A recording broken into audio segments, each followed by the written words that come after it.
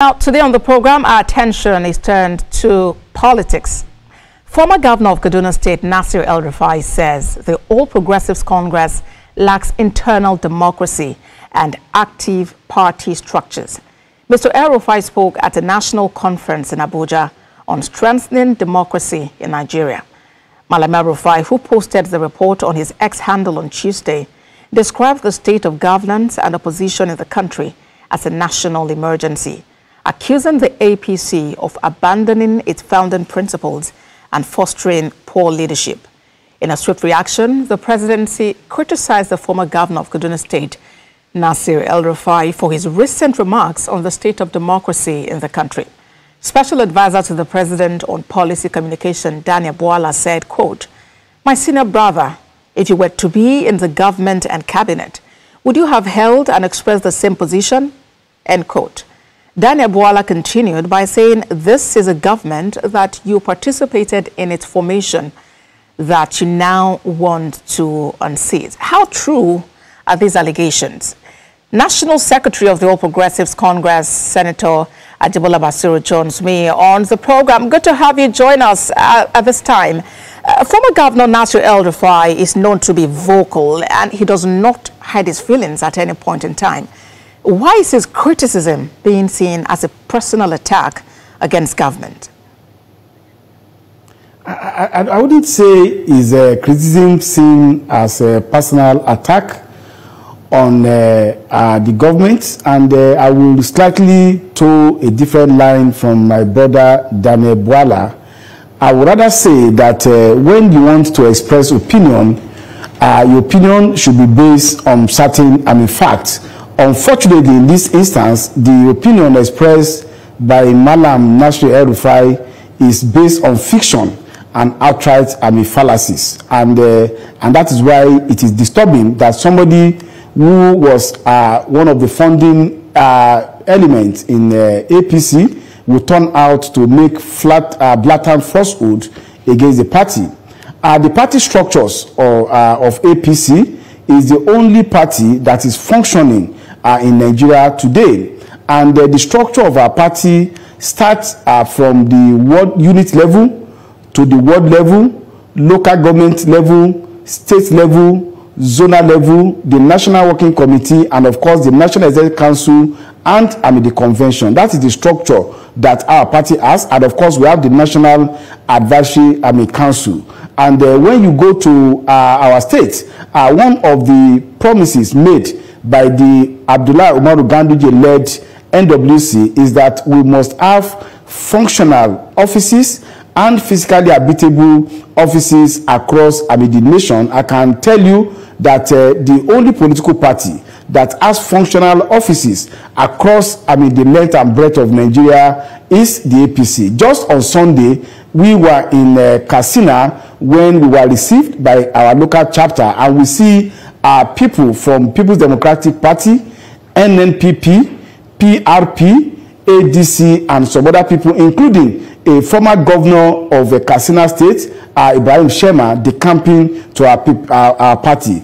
And last year alone, we have across the 6 geopolitical zone a stakeholder meeting involving elected representatives of our people, our political appointees, and our political leaders. So I don't know where Malam is getting his own opinion for. Apparently, maybe he has been busy having meeting with some internally displaced politicians that will not have allowed him to be abreast of development in the political party that he has funded. Senator Basiru, you have mentioned, let me quickly button Senator Basiru. You have mentioned that Malam El-Rufai's opinion and position is based on fallacy, but what he has said is that no party organ has met in 2 years.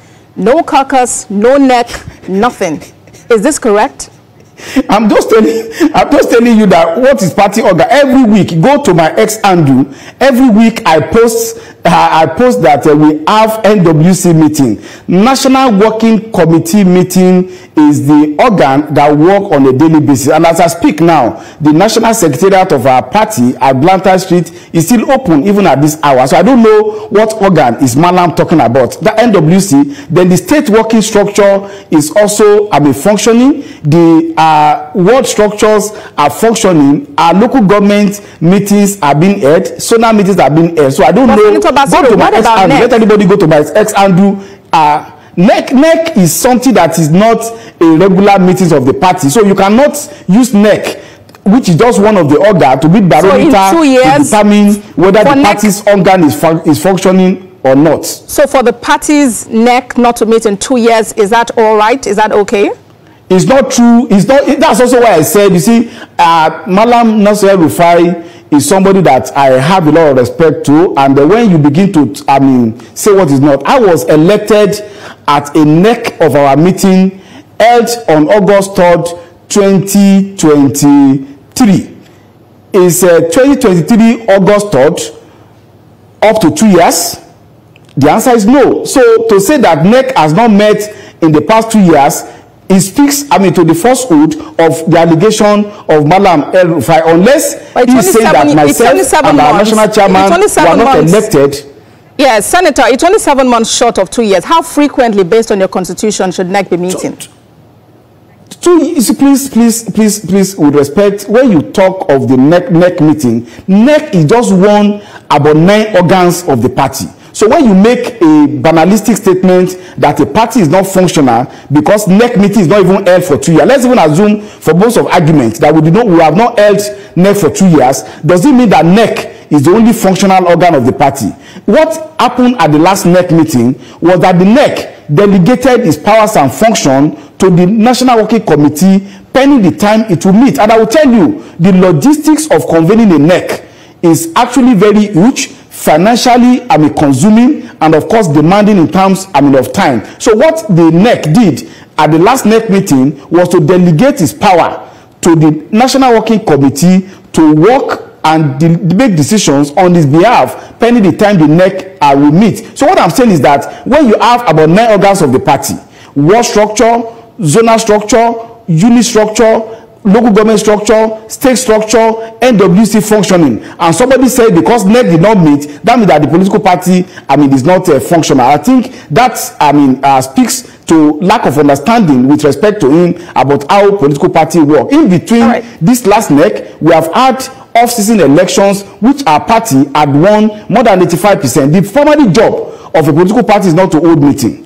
The primary job of a political party is a leadership recruitment mechanism, and to be able to ensure that it sets its programs and activities to the members of the public so that when elections are held, then it gets the acceptance of the people. So far, our political party has had a performance of about 85% in the election that has been held since the last general election. And that speaks creditably to the leadership of the party and to the working and mechanism of the party. So I wouldn't want to get myself bothered with a fallacious statement of Malam El-Rufai. We are focused on winning election in Anambra. We are focused on retaining power in the Ekiti State, and of course sending out the marauders in Osun. That's our focus. I will not let anybody to distract us from facing our objective as a political party. Now, Senator, one of the things that the former governor of Kaduna, Nasir El-Rufai, said is that the distance between him and the party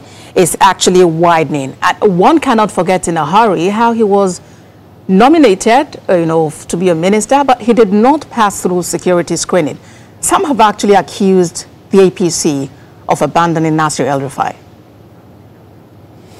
I don't think it's a birthright of anybody to be a minister or to be a functionary of any government. So if perchance Malam Nasir El-Rufai thought that having lost out in the bid to be minister mean to be far different from political party under which he served as governor for 8 years, then I can't know what would be the rationale for that. We have a country of 180 million people, and if you have the chance to serve as a governor, I think the probability that any Nigerian will serve as governor with, 0.00%. If you want to look at it from that perspective. So he has had opportunity of being a leader of the party, and of course, serving the country. So the fact that at this time around he could not scale the order of being a minister should not be a basis of saying the party is distancing from him. As a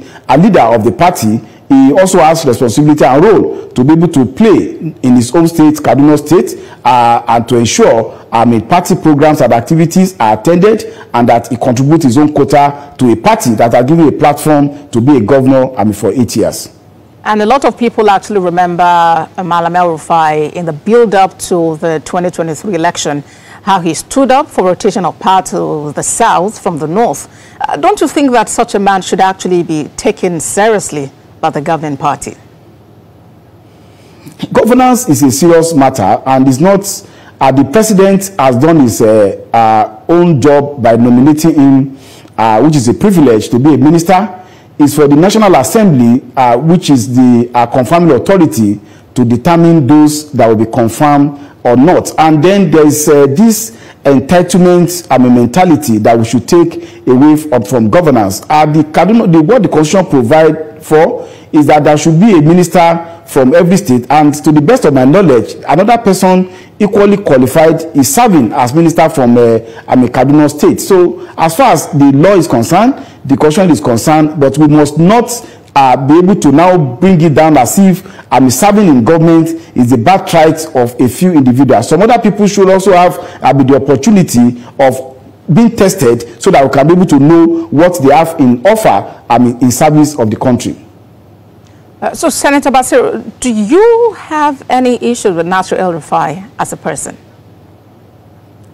How can I have issue with somebody who I call a leader of a party? But I wouldn't know whether he has issues with the party on the account of the fact that he could not be made a minister. But to the best of my knowledge, I don't think he has been a subject matter of discussion in any of our NWC meeting or in any of our program in a negative manner. So as far as we are concerned, as I told you, we are focused on delivering on the mandate of our party, which is leadership, recruitment, platform, and we are focused on the delivering on the oncoming election. INEC, in the matter of weeks, will release notice of election for Anambra State, and our party is poised to take over leadership in Anambra State as the party that has more states in the southeast, as it were. We have Imo and we have Ebonyi. So we are poised to work assiduously to ensure that we take over mantle of leadership for our party in Anambra State. And of course, we are focusing on retaining power in Ekiti State. I hear you. So we will not get ourselves bothered by individual aspirations. All right, but I was, wondering if you're one of those who think that Nasir El-Rufai might be considering, moving camp, joining another party, and what that might mean for the APC. In Nigeria, I don't think there is rigidity in terms of movement from one political party to the other, except for some of us who are born into the Awolowo political dynasty, and that we move like my father from AG to UPN and any other party that has progressive orientation. But I think there is fluidity in terms of movement of people from one political party to the other. And of late, we have been seeing possibly meetings of pictures of Malam El-Rufai with the chairman of SDP. Possibly he may want to move. It's part of the right of every Nigerian to leave any political party. And even the PDP candidate in the 2023 election had moved from APC to ACN, ACN to APC, APC to PDP, all in the quest for power. So it's about his choice as an individual, and nobody can abridge his democratic choice. So as far as we are concerned, our party in Kaduna State is waxing stronger. We had a local government election where was conducted, and of course we have the governor in the person of Senator Obasani, who is delivering on dividend of democracy for people of Kaduna State. And we urge our leader, Malam Nasir El-Rufai, to join team with him so that our people can have dividends of democracy. But as far as his choice, whether to leave APC or not, I think that is a personal choice. I'm not his spokesperson, and I don't know what are his motives if he should take that line of action. Let's go back to that statement by Nasir El-Rufai. You know, we have heard from Daniel Bwala responding to it, and from his response, it was quite soft, devoid of invectives. Is this a sign that, you know, you're willing to actually invite Nasir El-Rufai? He has not said. Why would you need to invite somebody to his own home? To the best of my knowledge, he's still a member and a leader, of the APC, and there are structures within the party to which any member, including any leader that has grievances, can ventilate such kind of grievances. So if we have to be inviting individuals who have not made any actionable claim personal to him, his observation on the calling of the neck partly is correct, but that does not mean that NEC is the only organ of the party. There are functional, vibrant organ of the party that is working for the success, of the party. So as far as we are concerned, we have taken note of his observation on the NEC, and we are making effort to ensure that as soon as possible, the NEC of the party and the national caucus of the party will be called. He also made an allegation that the APC is working to, mortgage the opposition in Nigeria. What's your reaction to that? Pardon? You made a statement about the APC, working to destroy the opposition in Nigeria. Should he not be, if as a leader of APC, should he not be happy that the opposition to his political party are not getting themselves right? Is it APC that went to Wadata? What is it?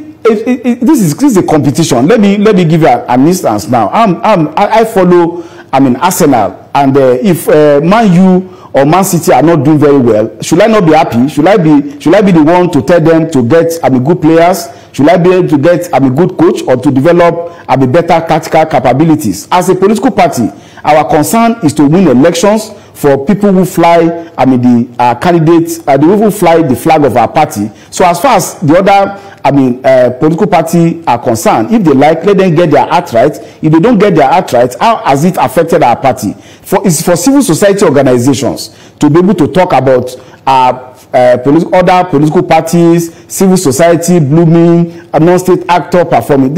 Our job as a political party is to win all elections and present candidates to win such elections. So it will maybe when some other political party make themselves in crisis, which most of the time is self-induced. Is it the APC that asked some people to sit in the sitting room of a governor to purportedly remove the national chairman of Labour Party, Abure?